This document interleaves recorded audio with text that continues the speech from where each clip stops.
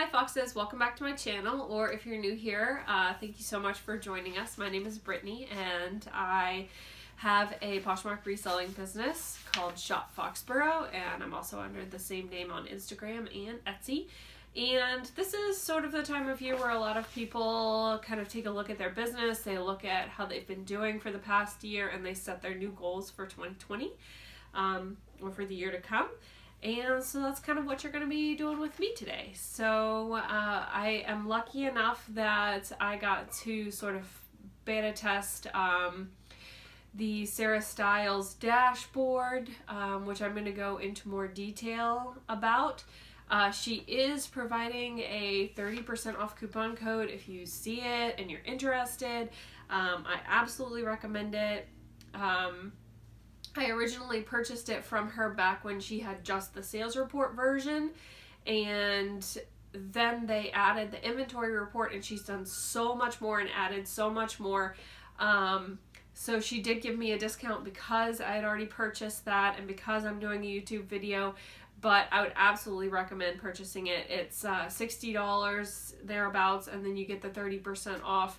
And if you're really looking to hone your business, you know, if you're just like a really casual seller, maybe not as much, but if you're looking to hone your business and make smarter choices, or you're pressed for time and you need to just buy smarter and not work as hard, I absolutely recommend it. It's got so much information. It looks at your sales report, it looks at your inventory report, it's your numbers, it's your data. It's going to tell you what's selling well for you, and you can kind of take a look at that and help to make your goals for the next year.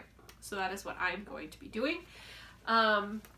And I'll kind of walk you through parts of it. So we're going to switch back and forth between me talking and me showing you on the computer kind of how I got the information off of the dashboard. So to start out, I want to say that over the past couple of months, I've had a goal to reach $4,000 net sales, more or less monthly. So that's net, not gross. And I have come semi-close, but not as close as I would like. So I decided to take a look at the dashboard and see how I could do my projections for 2020 to get me closer to that goal. You know, it might not be exact, but as long as I'm building toward that goal, I don't want to be firing off into the darkness, just doing what I'm doing, just working harder, and seeing like not as good a return for it as I could if I knew more about my data. So $4,000 net is my goal. And after looking at all of the numbers on her dashboard and doing some of my own calculations, I have decided that I need to try and raise my ASP to $25.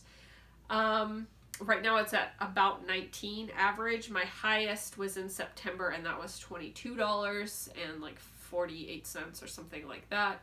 So I'm going to try and reach for $25 ASP, and I need to get up 800 listings. So I need to reach 800 active if all of my sales were $25 or above. Now, that's just the average. So some sales can be $18 net profit, and some sales can be $35 net profit. And together, like combining those, it's going to average out. As long as my average is $25 net per sale, then that works for my calculations. So I'm going to show you how I got there. So we're going to switch over. There's an inventory dashboard and a sales dashboard that she has. One of them just analyzes your sales report, and one of them analyzes both your sales report and your inventory report. And that one is my favorite because that gives you the most data on like your sell-through rates and what's selling well, and like how many items you listed versus how many you sold in any given month. So yeah, we're going to switch over to that, and I'll meet you back here in a little. Sell-through rate in two different ways. So the first thing I'm doing is going to the listing totals tab on my inventory dashboard here. And you can do this in your sales report and inventory report if you want to. You can add them all into an Excel spreadsheet and then, sort them by the date listed, and you can kind of get this information, but it's really nice to have it in this graph form. So what I'm going to do is I'm going to show you how to calculate your sell-through rate by month. So for the first month that I list things, it's the 5th of December right now. So we're going to go from last month. We're going to do November. So I listed 167 plus I sold 58 items last month that I listed in November. So that total is 225. So I listed 225 total items last month. Now, you can see that I still have 167 of those on hand and I have sold 58. So to find out what percentage 58 is of 225, because I'm not super mathy, I come here and I enter 58 and 255 and then click calculate, and it'll tell me it's about 22%. So I can expect that the first month that I list things, I will sell through about 22% of that. And then you can continue to do that for month after month. So you can see, I think mine was 22% the first month, 35% by the second month, and then 65% by the third month. So by the third month, I can expect to have sold about 65% of what I have listed 3 months ago. So when I list something today, I know that within 3 months, I have a 65% chance of selling it. Within 1 month, I have a 20% chance of selling it, etc. So that's one way to look at your sell-through rates. Now I'm going to switch over to the sales dashboard and show you how to look at your sell-through rate as a total of the inventory number that you currently have listed. In the sales dashboard, not the inventory dashboard, and I'm on the simulator tab. Now I'm going to take a look and see what my sell-through rate is on an average month. So the last 3 months I have been listing very consistently and selling relatively consistently. So I'm going to average these 3, which just means adding them all up and then dividing by the number that you have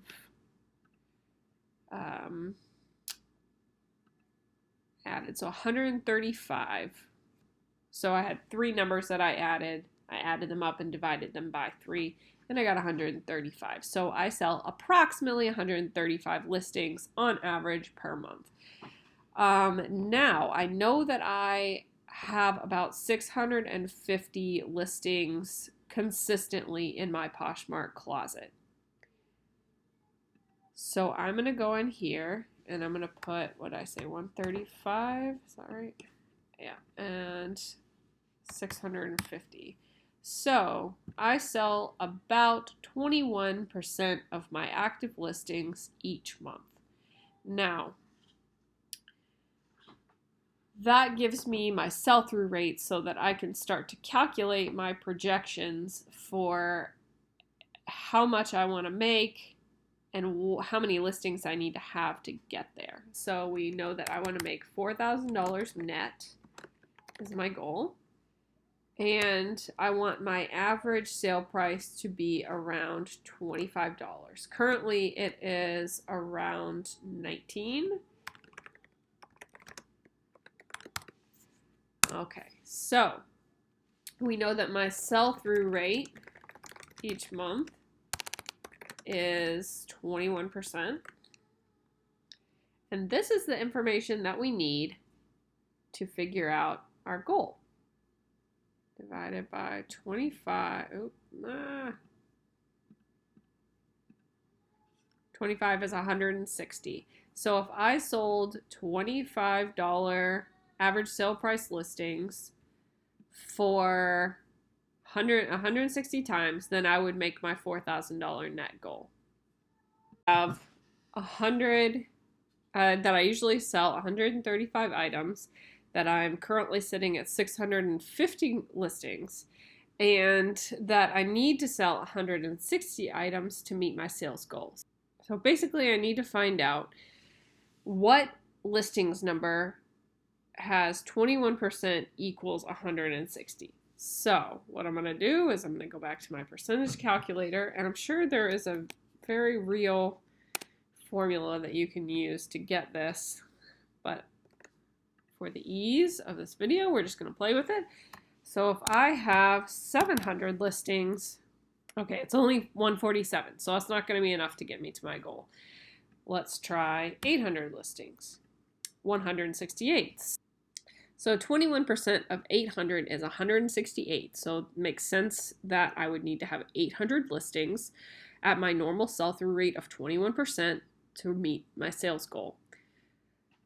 So I need 800 listings, and I am going to be selling at least 135 of those, perhaps more. So I need to figure out if I have 650 listings, I can't just subtract 800 from 650. I need to add in the number of listings that I am going to sell. So what I'm going to do here is I'm going to go to the calculator, and I have 650 listings. I'm going to sell at least 135, and then I would be left with 515. Now to get to 800, I'm going to subtract 800, and I need to list 285 listings to get to my sales goal. Now, this is not a flawless formula, because obviously you could sell more or you could sell a little bit less. Your ASP could be, less than $25 for some of those sales. So let's just say that I stuck with my current ASP of $19. So in order to make my sales goal, I would need to sell, so I'm taking 4,000, dividing it by 19, I would need to sell 210 listings. So 210 listings at $19 is going to equal $4,000.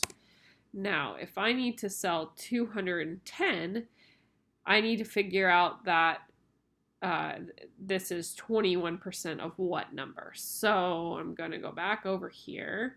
21% of, let's see, 1,000 is 21% of 1,000. So I would need to have 1,000 active to get to that goal. And again, I would have to do these same calculations to figure out how many items I need to list. Then I could divide this by 30 if I listed every day of the week. And I needed to list 285 listings. I could get there if I listed 10 items per day, daily. So that's not an unreasonable goal. If I was only going to list, let's say, 25 days of the week and take off 1 day a week, then I would need to list about 12 items per day, 11 or 12. Yeah, so that's how you can kind of get an idea. You set your goal. You see a lot of people talking about, I want to get to 1,000 listings, or I want to get to this much money a month. And you've got to have a plan to get there. And it's by using these numbers that you're able to have like a more actionable, realistic plan about where you are going to be able to get to within the next, month or two. So I can take a look at this again in January and see, if I manage to get up 300 or 285 listings and get to 800 and get my ASP up, I can take a look and see, okay, well, what was I able to achieve? What was I not able to achieve? Where did I go wrong? Where can I improve? And then you can kind of revise these goals. But that is generally how you get to your average desired listing amount. So now that you've kind of seen how I got to how many items I need to list in order to reach my sales goal, I'm going to go into a little bit more detail about what I can do to source smarter based on my inventory report, and some things that I can change, some things that I can stop sourcing and using my time for, and how that's going to help me reach a higher ASP, which is average sale price.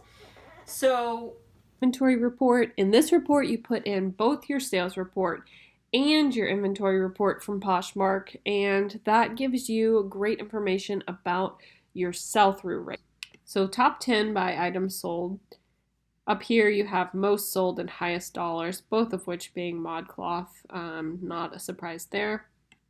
I have sold 201 ModCloth items in 2019 for a total of about $5,800. My average sale price for a ModCloth item is $28.85. So as you can see, that's above my goal. And then vintage is my second, and that is 185 items for almost $5,000, and that is about $26, which is also above my goal. So those two brands are kind of like keystones for my closet. I will continue to list them. I will continue to hunt them down, and hopefully that will help my closet grow in the direction that I want.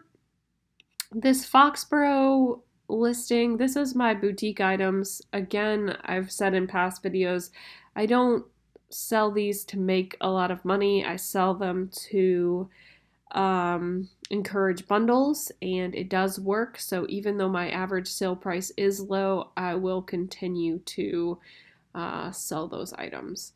Anthropologie is another one. I've sold 90 items this year for about $2,500. It is above my average sale price that I'm going for, and I will continue to hunt out good, desirable Anthropologie pieces. Next one is category charts. So you can kind of see how many pieces you're selling by the different categories, your average sale price by the different categories, and your days on hand by the different categories. So by looking at this, I know that I am not really going to be picking up shorts anymore. So let's see if I can find it on here. Shorts. It says it's a $17 average sale price. But if you come down here or you come over on this side, it takes forever to sell. So an average of 106 days. My longest one listed is 327. And it's not really meeting that average sale price that I want. So unless I'm going to be able to list it for $45 or higher, I'm not going to be buying shorts in 2020. I was very surprised to find that jeans had such a high average sale price for me. $34.52, so I'll probably be picking up more jeans in 2020. And if you go to the next tab, you can kind of see, let's see, if we want to look at jeans, we can see that we have a good sell-through rate for certain sizes. Size 10 is a very good sell-through rate for me, so I'm going to be looking at the ones that are, probably 75 or above, and then things like 25, I might not be picking up as often. And you can see over here your average number of days on hand based on the size. 0 is a very hard size to sell. 7 juniors, any junior size, I feel like it's a little hard to sell. And then you can kind of see your sell-through rate in a chart. The next one is going to be your subcategories. So I can go in and see if I want to take another look at jeans.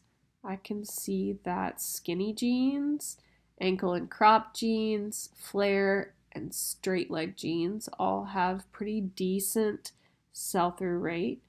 Overalls is lagging a little bit behind, but all of these are very nice average sale price. So the only one that I might not do in the future is boot cut, because it doesn't tend to have as high of a sale price. And then the ankle and cropped, I might be more specific about what brands I picked up, because it does have a good sell-through rate, but this ASP is a little bit lower than my other ones.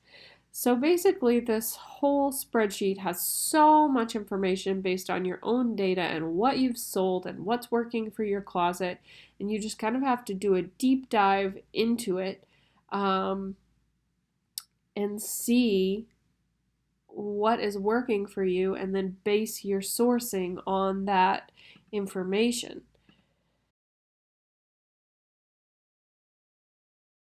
Right now, I try and give my items 90 days to sell before I start like marking them down relatively aggressively. So I give until 90 days, and then at that 90-day point, I'm marking it down to like 30% off or more. There are going to be categories that I'm going to stop pushing as hard for that 90-day mark. And those are the categories that have the highest average sale price for me. So that is bags, dresses, jackets, shoes, and jeans. So with those, I'm going to try and give them more of like a 6 to 9 month sell through period before I start more aggressively marking them down. And I think that's going to be a little bit better because dresses are so seasonal, and shoes can be very seasonal. Handbags, not as much, but they traditionally take a little bit longer to sell if you're trying to get a higher price for them. And they don't really go bad, so it's not like, you know, a tank top, if you list it in March, by the time that it's September, your chances of selling that item through the winter drop drastically. That's not the same as much for handbags. Yes, a little bit with like straw bags, things like that. But in general, it's got more longevity than some of the more specifically seasonal pieces. So those categories I'm going to be willing to sit on longer to get the higher sale price that I want. And those all average around like 30 and above for my net sale. Categories to not pick up unless I can list them for around $45. So there were a couple of things that went into this. I looked at how long those items traditionally sat in my closet, what the average sale price was, and then looked at my average sell-through rate for each of these items. So shorts had a decent sell-through rate, but the price that I was getting was around $17. So unless I can list shorts for a much higher price, like say I came across girlfriend shorts, mother shorts, something like that, where I can list them at $45 or above, I'm not going to be picking those up. I mean, there's going to be exceptions to everything. If I have shorts in my closet that I don't want anymore and I think I could get $10 for them on Poshmark and Etsy, then I'm going to sell them because it's free inventory. But for things that I purchase specifically to sell on Poshmark, this is going to be kind of my guidelines. Kids anything, I'm finding, does not do that well on Poshmark. Of all the kid stuff that I've listed, shoes and coats have the highest average sale price. So unless I can list something for $45 or more, I'm not going to be purchasing kids items for resale. Now what I do is I'm going to start taking those items to a large children's consignment sale. I've done, I think, two of them, and it usually gets me a few $100s in the course of a weekend for kids stuff that I pick up at the bins, or it was my own children's stuff. So I'm not going to use my Posh time to do that. I'm going to do that separately when I sell my kids' clothes and my kids' toys from around my house. Swim. Now, that's not to say I'm not going to be buying swim, but I want to be able to list the swim at $45 or more. So, you know, when you shop the bins, sometimes you come across just a swim bottom or just a swim top, and it's really cute and people do buy those things, but your average sale price is not going to be as good. So I'm going to be much pickier about that. Home, I'm going to do with a new strategy. So I'm still going to be buying some home stuff for my Poshmark closet, but I'm going to be listing it at my asking price, no offers accepted, and I want to be able to list it at $30 or above. Things to be choosier about based on my sell-through rate is going to be pants, so not jeans, pants, sweaters, and jackets and coats. So leggings have a really like a lower average sale price for me. It's about $17.58. Skinny pants have an ASP of about $20.75. Boot cut is $20 and straight leg is $8. Jumpsuits and rompers, the average sale price is about $20 and the sell-through rate is only 33%. So I'm going to be very picky when I'm looking at pants. That doesn't mean jeans, but I'm going to look for more ankle and cropped, wide leg, and joggers because those are my best selling categories. They have my best sell-through rate and they have my best average sale price. Sweaters, I'm going to be looking to buy fewer V-necks because my average sale price on those is $17.63. My cowl necks average sale price is $19, which that's one of my favorite styles of sweaters, so that's going to be a little tough for me, but so I'm going to look for more crew necks, shrugs, and ponchos, and cardigans because those are my top selling. They have my best sell-through rate. Cardigans, I think the average sale price was under $25, but it has a really good sell-through rate. Shrugs and ponchos, the average sale price was a lot higher. It was like in the $30 range, I think. And crew necks was the one that I listed the most of because most sweaters are crew neck sweaters, and it had a good average sale price as well. Jackets and coats, I'm going to be choosier when I'm looking at puffers and jean jackets. So puffers really aren't my style anyway, but should I buy a puffer jacket, I need to be able to list it and sell it relatively quickly. So I'm going to be more aggressive about checking comps on those and checking like recently sold. And jean jackets as well. I just need to be choosier with them. It's going to be really hard to find jean jackets that I can list for $45 or more. But if I find a good brand, I'm going to be still keeping those in my closet. And then tops had a pretty decent sell-through rate, somewhere around 66%, but my average sale price was around $20. So I can't stop selling tops in my closet. It's a huge category for me, one of my best selling categories. So what I'm going to do is try and buy a little bit smarter when it comes to tops. I'm going to be looking for more tunics and button-down shirts because those have the best, like the right average sale price for me. They're around the $25 or more mark.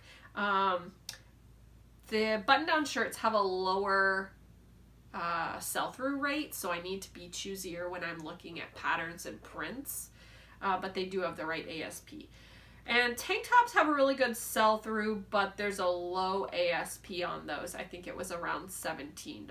So I'm thinking maybe I need to buy like higher end tank tops. I need to be a little bit pickier with what I am listing and try and list it in like the 30 or above range. I don't want to be buying a tank top and then listing it at, say, $23 because then I'm definitely not going to meet my ASP.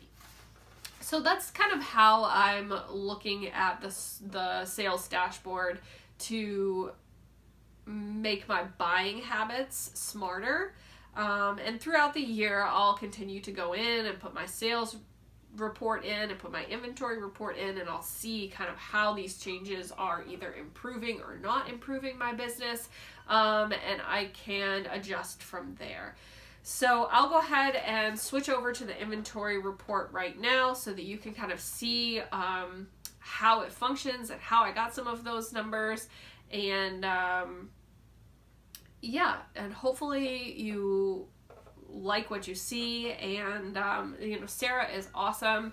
She has really great customer service. She's like lightning quick about getting back to you if you have any problems. It's all done through Google Sheets, which I admit can be a little bit complicated and cumbersome, and she knows that too, but it's just so accessible for everyone that you don't have to worry about whether or not you have Excel or whether it will work with your numbers program on your Mac. Is all right there in Google Sheets, and she's there to make sure that it works for you. So I definitely recommend it, and it's just given me so much insight.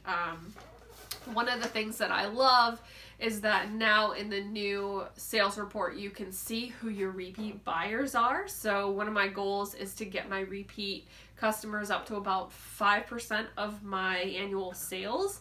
So I'm going to be reaching out to people who leave me a 5-star review and let them know that they can get a 25% discount on their next purchase.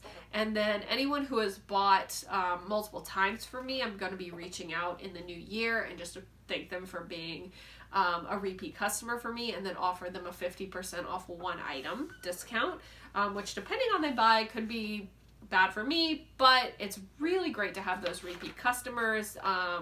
Once you gather more and more repeat customers, you can start to buy sort of with them in mind. And so I'm really excited to grow my repeat business. And yeah, there's just so much more that I could go into about this dashboard. It's great. It has so much information. If you have any questions, you can drop them down below. Either Sarah or I will be happy to answer them for you to the best of our abilities. And yeah, thank you so much for watching. If you have any more questions or you want to see more videos about setting goals or achievable, attainable numbers and how to kind of calculate that stuff, just let me know. I'm open to doing all kinds of different videos, and I'm happy to share with you what I know. And as you could see in this video, I'm not hiding any of my numbers. I'm happy to share my data with you. I don't mind that you see how much I am selling items for. I don't mind that you see how much I'm buying items for. And yeah, I'm just here to help. So thank you so much for watching. If you like this video, please hit the like button. Go ahead and hit the subscribe button as well. And if you want to get notified when I have new videos coming out, you can hit the bell button. I do have a couple of exciting videos coming up for December. And then I believe in January, I'm going to try and start putting out 2 videos a week instead of my normal 1. And one of them is going to be educational, and one of them is going to be more fun, like thrift hauls and just stuff like that. So without any more rambling, thank you so much. Have a great day. Bye.